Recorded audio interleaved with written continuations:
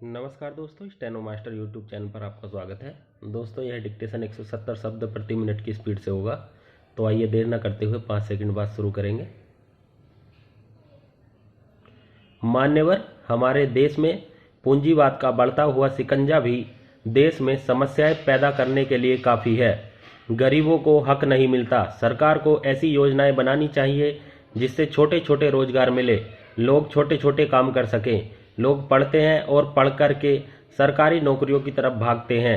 हमारे देश की शिक्षा नीति भी ऐसी होनी चाहिए, रोजगार परक होनी चाहिए कि शुरू से ही जब बच्चे को स्कूल में डालते हैं तो शुरू से ही उसको कोई ऐसा तकनीकी ज्ञान देना चाहिए जिससे कि वह अपना जीवन यापन कर सके, कुछ काम कर सके।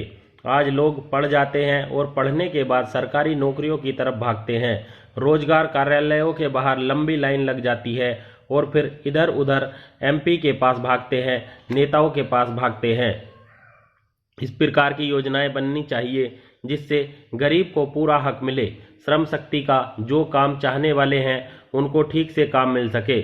हमारे देश का जो श्रमिक आंदोलन है उनका भी राजनीतिकरण हो रहा है, जिसके कारण देश के जो बड़े बड़े उद्योग हैं, लघु पैमाने के उद्योग हैं, उसके अंदर भी जब राजनीति घुस जाती है तो फिर किसी न किसी बात पर कहीं तोड़फोड़ हो रही है, कहीं काम बंद हो रहा है, कहीं कुछ हो रहा है, जिसके कारण कभी महंगाई बढ़ जाती है, कभी आपूर्ति बंद हो जाती है, कभी कुछ हो जाता है।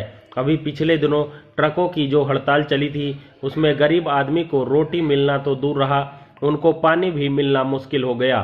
तो मेरा निवेदन यही है कि सरकार को अच्छी विकासोन्मुख योजनाएं बनानी चाहिए और योजनाओं को कार्यान्वित करने के लिए उस पर अधिक ध्यान देना चाहिए। और जो भ्रष्ट लोग बैठे हैं, राजनीतिज्ञ, उन पर सरकार नज़र रखे और ऐसे लोगों पर जो सरकारी योजनाओं को पूरी तरह से कार्यान्वित नहीं होना देना चाहते हैं उन पर अंकुश रखे और उनके विरुद्ध पूरी तरह से कार्यवाही करे। यही मेरा निवेदन है। उपसभाध्यक्ष महोदय, जो विधेयक इस माननीय सदन में प्रस्तुत किया गया है, मैं उसके संदर्भ में बोलने के लिए खड़ा हुआ हूँ। सर्वप्रथम मैं माननीय सदस्यों को ऐसे महत्वपूर्ण मुद्दे पर विधेयक प्रस्तुत करने के लिए हार्दिक बधाई देना चाहूँगा। उपसभाध्यक्ष महोदय, यह एक ऐसा विषय है जिसको लेकर प्रत्येक राजनीतिक दल जब चुनाव का समय आता है तो अपने अपने चुनाव घोषणा पत्र में यह वायदा करते हैं कि अगर हमको सेवा करने का अवसर मिलेगा तो हम इस देश से गरीबी दूर कर देंगे, हर हाथ को काम देंगे। लेकिन मुझे दुख से कहना पड़ता है कि आज 55 वर्ष की स्वतंत्रता के बाद भी जो सरकारें केंद्र में आईं वे केवल मात्र घोषणाएं करके चली गईं।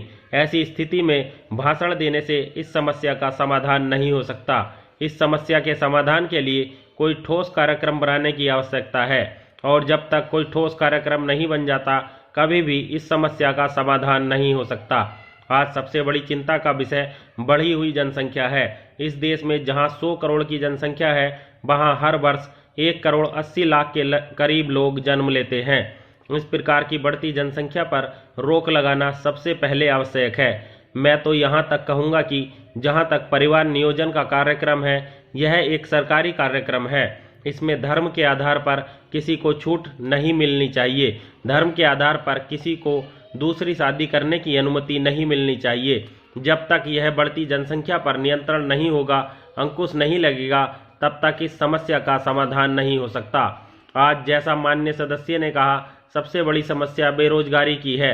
इस समय लगभग 4 करोड़ लोग इस देश में बेरोजगार हैं और वर्तमान सदी के शुरू में यह संख्या 10 करोड़ हो गई है। यह ठीक है कि हर व्यक्ति को आज सरकारी नौकरी उपलब्ध करवाना कठिन ही नहीं, असंभव है। मैं अपने प्रांत का उदाहरण देना चाहूँगा कि कुल जनसंख्या हिमाचल प्रदेश की 54 लाख है।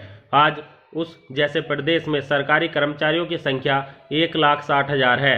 अगर हर व्यक्ति सरकारी नौकरी ढूंढने जाएगा तो कोई भी सरकार हर व्यक्ति को सरकारी नौकरी नहीं दे पाएगी। उपसभाध्यक्ष महोदय, कोई समय था जब हम यह मानकर चलते थे कि उत्तम खेती है, मध्यम व्यापार है और सरकारी नौकरी सबसे बेकार है, लेकिन आज बिल्कुल उल्टा हो गया है। महोदय, सतत औद्योगिक, आर्थिक तथा सामाजिक प्रगति हेतु नित नई या सुधरी हुई प्रौद्योगिकी के प्रयोग की महत्वपूर्ण और निर्णायक भूमिका है, जो आज के बदलते हुए परिवेश में नए आयामों और चुनौतियों के साथ उभर कर आ रही है। इस दौर में प्रौद्योगिकी में क्रांतिकारी परिवर्तनों की आशाएं हैं। प्रौद्योगिकी के क्षेत्र में बहुउद्देश्य क्रियाएं, स्पर्धाएं और चुनौतियां बढ़ेंगी। प्रौद्योगिकी के व्यापीकरण में एड़ लगेगी और उत्पन्न चुनौतियों से निपटने के लिए प्रौद्योगिकी हस्तांतरण कार्य में विस्तृत जन समुदाय को आंदोलित करना होगा। प्रौद्योगिकी के इष्टतम सदुपयोग के रास्ते में जिन मुख्य चुनौतियों से निपटना है वे है बदलने हुए परिवेश में संपूर्ण प्रगति हेतु प्रौद्योगिकी के लक्ष्य को निर्धारित करना अथवा पुनः परिभाषित करना, उपयुक्त प्रौद्योगिकी का चुनाव करना तथा इसके हस्तांतरण को युक्तिपूर्ण रूप से प्रभावकारी बनाना, गलत प्रौद्योगिकी के प्रयोग से बचना एवं स्वयं में एक चुनौती भरा कार्य यह माना जाएगा।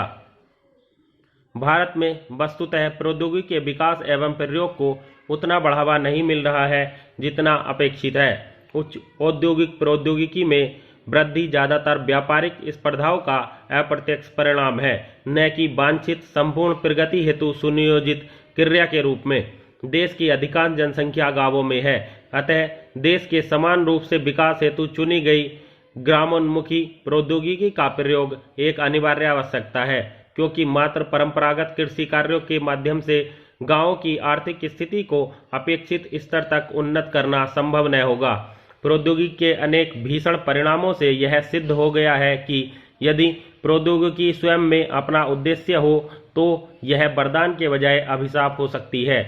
शैक्षिक अर्थ में प्रौद्योगिकी उस वैज्ञानिक अभियांत्रिकी और प्रबंध संबंधी ज्ञान का समन्वित स्वरूप है जिसके द्वारा किसी तकनीकी कार्य की धारणा और अभिकल्पना बन सके, जानकारी को विकासात्मक स्तर पर परिवर्तित किया जा सके और उसके माध्यम से वस्तुओं और सेवाओं का निर्माण, वितरण तथा उपयोग संभव हो सके। स्पष्ट है कि यह शुद्ध औद्योगिक धारणा मानवीय उद्देश्यों से स्वतंत्र है तथा भीषण परिणामों तक पहुंचाने वाली सिद्ध हो सकती है। अतः परिभाषा में यह शर्त लगाना अनिवार्य है कि प्रौद्योगिकी के रूप में इस प्रकार की व्यवस्थित जानकारी और संयंत्र आदि निर्दिष्ट मानवीय उद्देश्यों की प्राप्ति में सहायक हों और विनाशकारी प्रभावों से मुक्त हों। आज जब भी सामाजिक आवश्यकताएं कानून के रूप में है तो प्रौद्योगिकी का इनके अनुरूप होना संवैधानिक आवश्यकता भी है। महोदय, प्रौद्योगिकी उदासीन न होकर मानवीय मूल्यों की परोक्ष अपरोक्ष रूप से परिवर्तक होगी, तभी इसके द्वारा प्रगति के समान अवसर मिलेंगे, सभी को इसका उचित लाभ होगा और यह शोषण से दूर होगी। इस प्रकार प्रौद्योगिकी समाज पर अपना असर डालती है और फलस्वरूप समाज प्रौद्योगिकी के चुनाव व प्रयोग को नियंत्रित करता है। भारत में निर्धारक सिद्धांत यह रहा है कि प्रौद्योगिकी का अधुनातम या परिष्कृत होना पहली शर्त नहीं है, बल्कि पहली प्रासंगिक आवश्यकता यह है कि प्रौद्योगिकी उपयुक्त हो और उससे उत्पादन के साथ रोजगार बढ़े। साथ ही उत्पादों का इस्तेमाल करने वाले उपभोक्ताओं का उचित संरक्षण होना प्रौद्योगिकी के उपयुक्त होने की शर्त है, यानी प्रौद्योगिकी और उसके द्वारा उत्पादित वस्तुओं और सेवाओं के प्रयोग में उपभोक्ताओं को खतरे न हो, सुरक्षा का अधिकार बना रहे, इनके संबंध में आवश्यक सूचनाएं उपलब्ध हों ताकि निजी जरूरतों के हिसाब से वस्तुओं व सेवाओं का सही चुनाव करने की सुविधा हो, खराब वस्तुओं को लौटाने, बदलने या हानियों की भरपाई करने की कानूनी व्यवस्था प्रभावी रूप से लागू हो, सुनवाई का अधिकार हो, स्वच्छ पर्यावरण में रहने व कार्य करने की संभावना बनी रहे तथा प्रौद्योगिकी के माध्यम से मूलभूत जरूरतों यानी खाना, कपड़ा, आवास, स्वच्छता व स्वास्थ्य सेवाएं, शिक्षा आदि को प्राथमिकता के स्तर पर उपलब्ध कराया जाए। केवल इन्हीं अर्थों में प्रौद्योगिकी संपूर्ण प्रगति का औजार और आधार होगी। प्रौद्योगिकी के कारण आर्थिक और औद्योगिक विकास में जबरदस्त एड़ लगी हुई है, किंतु इसका लाभ गांवों में रहने वाली बहुसंख्यक जनता को अपेक्षाकृत बहुत कम मिला है। ग्रामीणों को प्रौद्योगिकी से यथेष्ट और परोक्ष रूप से लाभ मिले, इसके लिए आवश्यक है कि ग्रामों की आवश्यकताओं, क्षेत्रीय साधनों और सामाजिक रुझान के अनुरूप उपयुक्त प्रौद्योगिकी का प्रयोग गांवों की ही जमीन पर हो। यह लघु व कुटीर उद्योग के स्तर की हो सकती है और जहां जरूरत हो परिष्कृत और बड़े उद्योग के उपयुक्त भी हो सकती है। ग्रामीण अंचल में प्रौद्योगिकी के प्रयोग के वांछनीय क्षेत्र हैं। कृषि उत्पादों व प्राकृषि उत्पादों का मांग और आपूर्ति की आवश्यकताओं के अनुसार उचित संसाधनीकरण करना और इस क्रिया को सस्ती तथा आकर्षक बनाना, ऊर्जा का विकेंद्रीकरण करना और इसके वास्ते गैर परंपरागत ऊर्जा स्रोतों, जैव द्रव्यमान आदि का प्रयोग व्यावहारिक बनाना, सस्ती पेयजल प्रणालियों का विकास और प्रयोग करना, जल संसाधनों का संरक्षण और सक्षम दोहन करना है। विराम। दोस्तों, यह 160 शब्द प्रति मिनट की स्पीड से डिक्टेशन था। 170 की स्पीड नहीं बन पाई तो लिखिएगा, अगली डिक्टेशन का इंतजार कीजिएगा। अगली डिक्टेशन 170 शब्द प्रति मिनट की स्पीड से डाली जाएगी। चलिए अगली डिक्टेशन के साथ मिलेंगे, तब तक के लिए जय हिंद, जय भारत।